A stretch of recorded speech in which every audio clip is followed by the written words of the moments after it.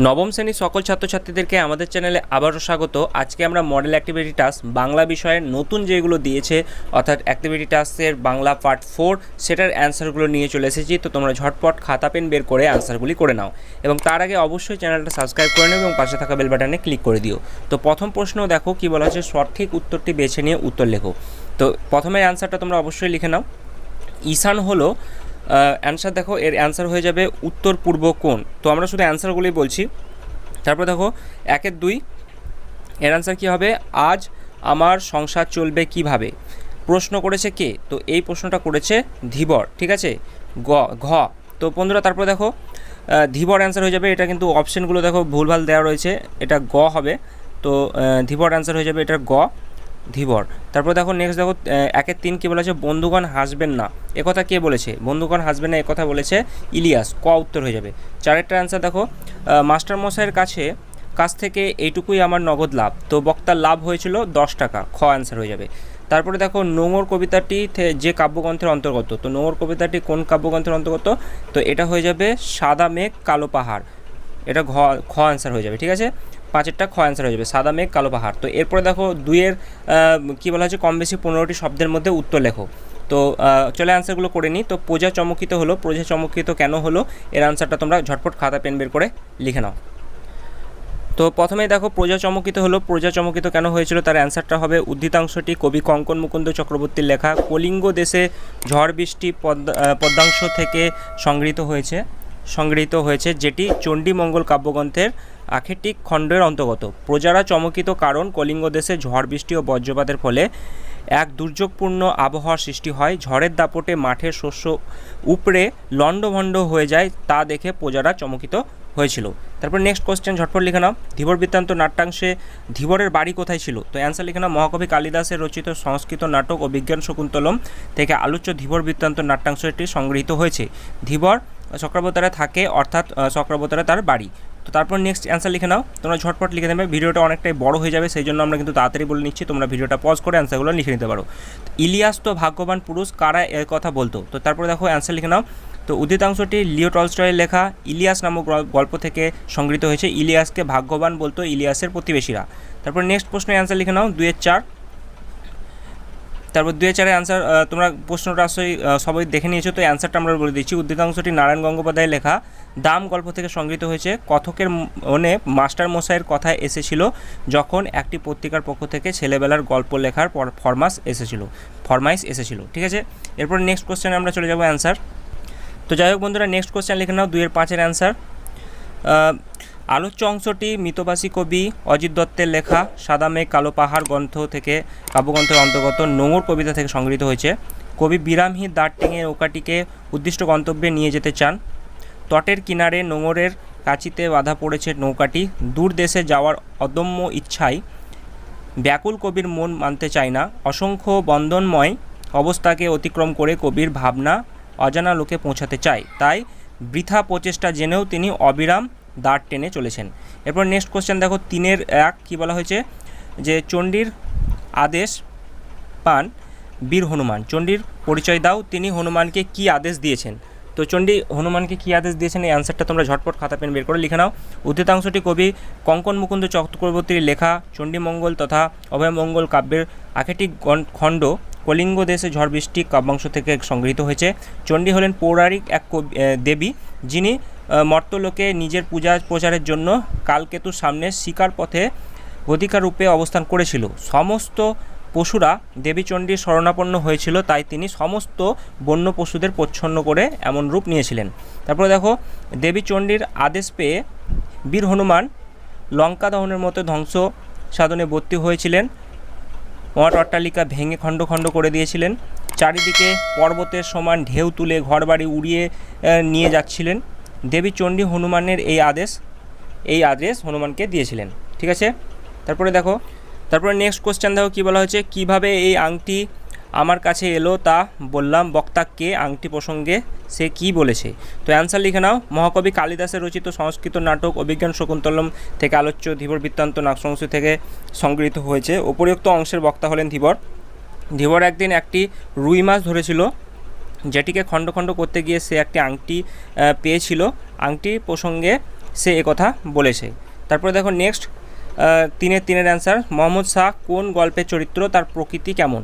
তো লিও টলস্টয়ের লেখা ইলিয়াস নামক গল্পের অন্যতম একটি চরিত্র হলো মোহাম্মদ শাহ। ইলিয়াস গল্পে ইলিয়াসের একজন প্রতিবেশী ছিলেন মোহাম্মদ শাহ।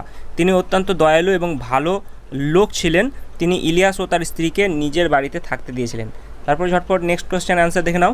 তো তারপর কী বলা হয়েছে, স্বর্গের দরজাতে ঠিক এই কথা লেখা রয়েছে, কেন কোন কথা, বক্তার এমন মন্তব্যের কারণ কি? তো উদ্ধৃতাংশটি নারায়ণ গঙ্গোপাধ্যায়ের লেখা দাম গল্পে থেকে সংগৃহীত হয়েছে। পুরুষ মানুষ হয়ে অঙ্ক পারে না এমন অঘটনে কল্পনাও কিন্তু করতে পারেন না মাস্টারমশাই। তিনি বলতেন প্লেটোর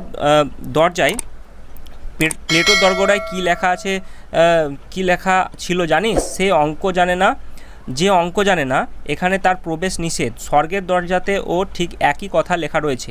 তো তোমাদের জন্য আরেকবার পড়ে দিয়েছি, হয়তো অনেকের অসুবিধা হচ্ছে পড়তে। তো যাই হোক, পুরুষ মানুষ হয়ে অঙ্ক পারে না এমন অঘটনে কল্পনা করতে পারেন না মাস্টারমশাই। তিনি বলতেন প্লেটোর দরগড়ায় কি লেখা আছে জানিস? যে অঙ্ক জানে না এখানে তার প্রবেশ নিষেধ। স্বর্গের দরজাতে ঠিক এমন কথাই লেখা রয়েছে। আলোচ্য গল্পে কতকের বিভীষিকা মাস্টারমশাই ছিলেন নাছোড় স্বভাবের। যে কোনো উপায় থেকেই তিনি ছাত্রদের অঙ্ক শেখাতে চাইতেন। অঙ্কে আশ্চর্য পরিষ্কার ছিল তার মাথা। কয়েক ঘন্টা চেষ্টা করে না পারা ছাত্রদের জটিল অঙ্ক তিনি নিমেষেই করে দিতেন। যারা অঙ্ক পারত না তাদের বলতেন পুরুষ হয়ে অঙ্ক পারে না। এর পাশাপাশি প্রচণ্ড চর খেয়ে চোখে জল এলে এরূপ মন্তব্য করতেন তিনি। তারপরে দেখো 3-5 নেক্সট অ্যান্সার, আমরা বাণিজ্য তরী বাধা পড়ে আছি। কোন বাণিজ্য তরী, সেটি বাধা পড়ে আছে কেন? অ্যান্সার লিখে নাও। আলোচ্য অংশটি অজিত দত্তের লেখা নোংর কবিতা থেকে সংগৃহীত হয়েছে। আলোচ্য অংশ, কবি অজিত দত্ত বাণিজ্য তরী বলতে সমাজ সংস্কারের সীমানাতে আবদ্ধ মধ্যবিত্ত মানুষের জীবনের কথা বলেছেন। তো তারপরে দেখো কী বলা হয়েছে, কবি অজিত দত্ত নোংর কবিতায় মানব জীবনে গতিময়তাকে চলমান বাণিজ্য তরীর সঙ্গে তুলনা করেছেন, যেখানে স্থিতি ও গতির চাওয়া ও পাওয়ার নিরন্তর দ্বন্দ্বে ক্ষতবিক্ষত মানব হৃদয়। সমাজে চলতে গিয়ে নানান কর্তব্য দায়িত্ব মানুষকে বেঁধে রাখে, যা তাকে তার পার্থিব গন্তব্যে পৌঁছাতে দেয় না। তাই কবি বাণিজ্য তরী বাধা পড়ে আছে কথার পরিপ্রেক্ষিতে বোঝাতে চেয়েছেন মানব জীবনের কথা। তো তারপরে দেখো 150টি শব্দে উত্তর লিখতে বলা হয়েছে। তোমাদের নিচের প্রশ্নগুলি উত্তর দাও নিজের ভাষায়। তো কী বলা হয়েছে, 4-1 প্রশ্নের অ্যান্সার হয়ে যাবে, তোমরা লিখে নাও ঝটপট। আলোচ্য অংশটি কবি কঙ্কন মুকুন্দ চক্রবর্তীর লেখা চণ্ডীমঙ্গল অর্থাৎ অভয়মঙ্গল কাব্যের আখেটিক খণ্ডের অন্তর্গত কলিঙ্গ দেশে ঝড় বৃষ্টি কাব্যাংশ থেকে সংগৃহীত হয়েছে। তারপর লিখে নাও 7 দিন নিরন্তর বৃষ্টিপাতের দরুন প্রভাব পড়েছিল কলিঙ্গবাসীর জীবনে। এই প্রাকৃতিক বিপর্যয়ের প্রভাব সমস্ত কলিঙ্গ দেশে মুষলধারাতে বর্ষণ হয়েছিল। টানা 7 দিন বৃষ্টি, দিন রাত্রি তফাৎ মুছে গিয়েছিল। সূর্য কিরণ দৃষ্ট হচ্ছিল না।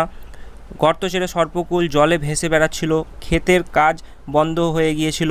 ঘরবাড়ি জলে ভিজে নষ্ট হয়ে গিয়েছিল। বাড়ির ছাদ ভেদ করে ভাদ্রের আলোর মতো বড় বড় শিল এসে পড়েছিল। তারপরে দেখো পর্বত সমান ঢেউ এসে মঠ অট্টালিকায় ভেঙে তছনছ করে দিচ্ছিল। ঢেউয়ের ওপর ঘরগুলো যেন টলমল করছিল। এইভাবে কলিঙ্গবাসীর জীবন বিপন্ন হয়ে উঠেছিল। তারপর নেক্সট দেখো 4-2 সরি বন্ধুরা, সেই আংটি দেখে মহারাজের কোন প্রিয়জনের কথা মনে পড়েছিল? তো এই অ্যান্সারটি লিখে নাও। মহাকবি কালিদাসের রচিত সংস্কৃত নাটক অভিজ্ঞান শকুন্তলম থেকে আলোচ্য ধীবর বৃত্তান্ত নাট্যাংশ থেকে সংগৃহীত হয়েছে। প্রসঙ্গ তোমরা পয়েন্ট করে লিখে নাও। ধীবর একদিন একটি রুই মাছের পেট থেকে রাজার রত্নখচিত নামাঙ্কিত বহু মূল্যের একটি আংটি পায়। তার সেই আংটি বিক্রি করতে গেলে নগর রক্ষা নিযুক্ত রাজ্যশালক এই 2 রক্ষী তাকে ধরে নিয়ে আসে বন্দি করে। রাজার কাছে রাজ্যশালক সমস্ত ঘটনা বলেন, কিভাবে তারা ধীবরকে আংটি সহ ধরেছেন, এবং একথাও বলেন যে ধীবর কিভাবে আংটিটি পেয়েছেন। আংটি দেখে রাজার একজন খুব কাছের প্রিয়জনের কথা মনে পড়ে গিয়েছিল। তারপরে নেক্সট তোমরা পয়েন্ট করো মহারাজের প্রতিক্রিয়া। ধীবরের পাওয়া রাজনামাঙ্কিত রত্নখচিত আংটিটিকে দেখে মহারাজ প্রিয়জনের কথা মনে পড়েছিল, কারণ মহারাজা দুষ্মন্ত তপবনে শকুন্তলাকে বিবাহ করে নিজের নামাঙ্কিত রত্নখচিত মূল্যবান আংটিটি পরিয়ে দিয়েছিল। কিন্তু দুর্বাসা মুনির অভিশাপের ফলে কোনো চিহ্ন না থাকায় তিনি শকুন্তলাকে চিনতে পারেননি। কিন্তু যখন তিনি ধীবর দ্বারা সেই আংটিটি দেখতে পেলেন, তখন তার সব কথা মনে পড়ে যাওয়াতে তিনি মুহূর্তের জন্য বিরলভাবে চেয়ে রইলেন।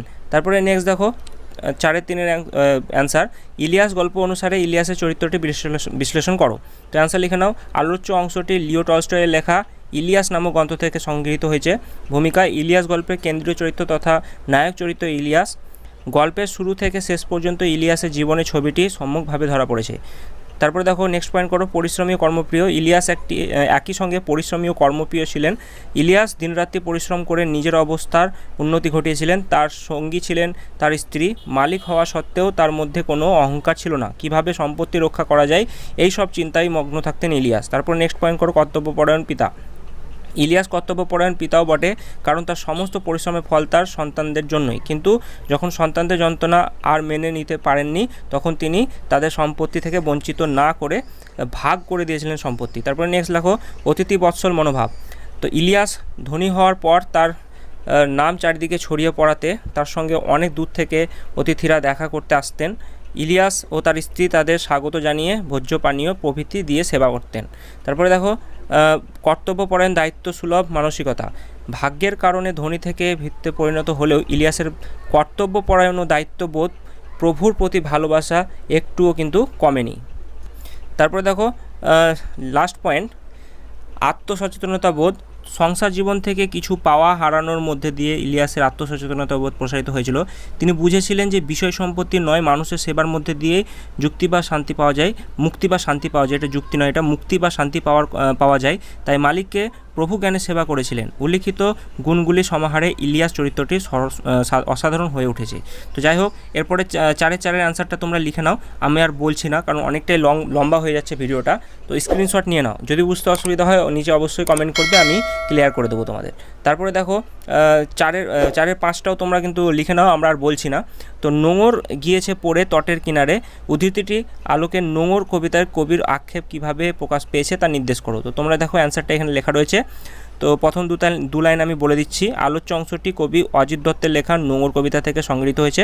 নোঙর কবিতার মধ্যে দিয়ে কবি অজিত দত্ত মধ্যবিত্ত মানুষের জীবন সমাজ সংসারের মধ্যে দিয়ে বাধা আছেন তা বোঝাতে চেয়েছেন উপরিউক্ত আলোচ্য অংশটির মধ্যে দিয়ে। মধ্যবিত্ত মানুষের নিজের জীবনের ইচ্ছা, আশা, আকাঙ্ক্ষা দেশ ও কালের গণ্ডির মধ্যে বাধা পড়ে যায়।